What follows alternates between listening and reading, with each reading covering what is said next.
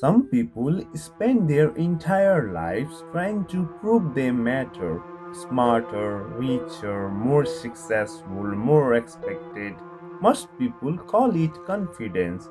But what if they are wrong? What if the desperate need to feel superior isn't born from believing I'm better than everyone else, but from quietly fearing maybe I'm not enough? Because sometimes the biggest ego in the room is protecting the most fragile sense of self. And once you understand that, you'll never look at arrogance the same way again.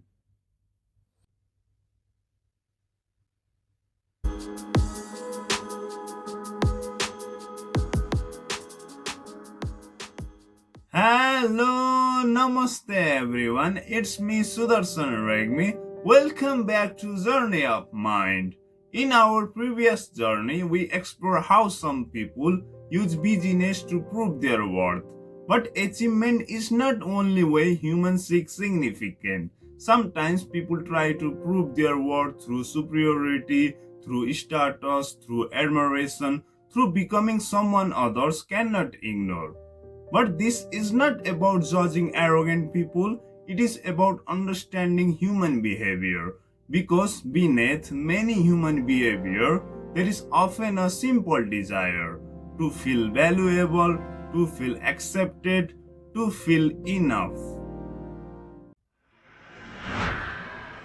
Real confidence is surprisingly quiet. It does not need to announce itself, it does not need to dominate every conversation, it does not need to remind everyone how important it is. Because genuine confidence comes from security. Arrogance often comes from something different. It often depends on comparison. Comparison creates a hierarchy. Someone must be above, someone must be below. When self worth depends on being above others, every interaction becomes a test. Every disagreement feels threatening. Every criticism feels personal. Because what is being defended is not simply an opinion, it is identity. Comparison can become addictive because for a brief moment, feeling superior creates relief. Relief from self doubt, relief from insecurity, relief from feelings inadequate.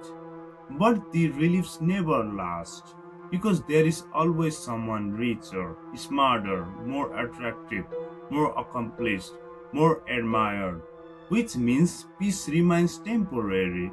The race never ends, and slowly life stops becoming about growth. It becomes about proving. Living this way is exhausting. Every room becomes a competition, every success of another person feels threatening, every mistake feels humiliating, every criticism feels unbearable, and eventually relationship begins to suffer because genuine connection requires vulnerability. But vulnerability feels dangerous when your identity depends on appearing superior. So people protect the image but slowly lose touch with the person behind it. Perhaps this is the deepest fear of all. Not failure, not rejection, but insignificance. The fear that without success, without admiration, without superiority, we might simply be ordinary. Yet psychology suggests something profound. Human worth was never meant to be earned through comparison. Because no matter how extraordinary you become, comparison will always ask for more. And no amount of external validation can permanently answer an internal question. Real confidence does not need superiority. It can celebrate another person's success. It can admit mistakes. It can say, I don't know. It can learn. It can listen. It can grow. Because true confidence is not built on being better than other people. It is built on self acceptance, on understanding that your value does not disappear when you fail.